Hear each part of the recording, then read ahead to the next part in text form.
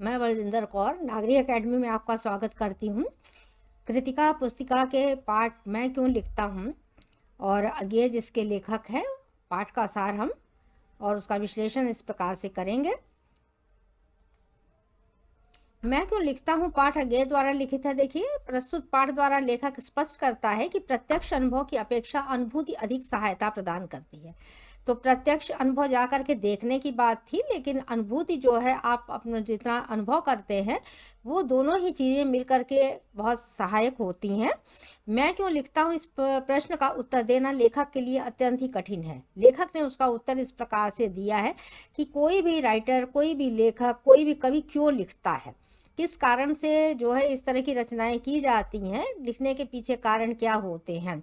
तो कोई भी व्यक्ति अपनी प्रसिद्धि के लिए या अपनी जीविका के लिए लिखता है। उनका कहना है कि उसकी आर्थिक आवश्यकताएं पूर्ण होती हैं, वह बिना किसी दबाव के लिखता है। लेखक यह भी बताना चाहते हैं।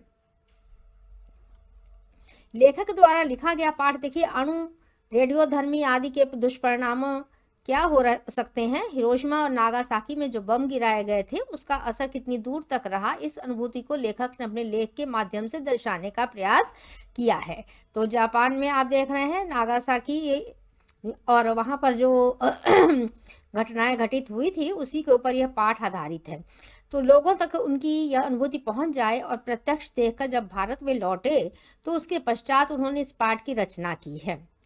सामने देख करके वे अत्यंत ही द्रवित हैं, दुखित हैं, और उन्होंने जा करके जिस चीज़ों को देखा है उसको उनका जो था हृदय अत्यंत ही द्रवित होने के बाद ये हुआ कि मैं जा करके लोगों को ये बताऊं, इसलिए उन्होंने इस पाठ की रचना की है।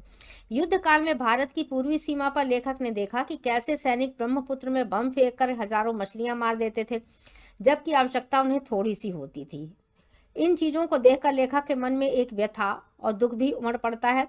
अणुबम द्वारा जीवन का नाश किस प्रकार हो रहा है, इसकी अनुभूति को व्यक्त किया गया है। लेखक एक दिन सड़क पर घूमते हुए देखते हैं कि एक जले हुए पत्थर पर एक लंबी छाया दिखाई दे रही है, जैसा कि पाठ में वर्णित किया गया है।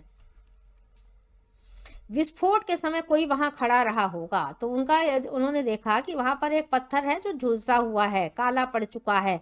व्यक्ति भाप बनकर उड़ गया होगा। यह समूची त्रासदी उस पत्थर पर अंकित हो गई थी, निशान पड़ गए हैं।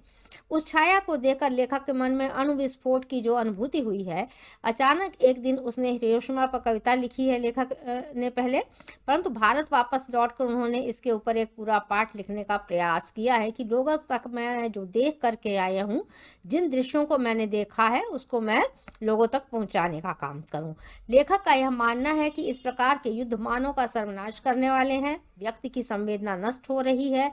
कभी कभी लेखक मजबूरी में या पैसा कमाने के लिए लिखते हैं। जो प्रश्न किया गया था, वह कौन सा कारण है कि व्यक्ति या लेखक लिखता है, यह एक प्रश्न चिन्ह लेखक ने खड़ा किया है।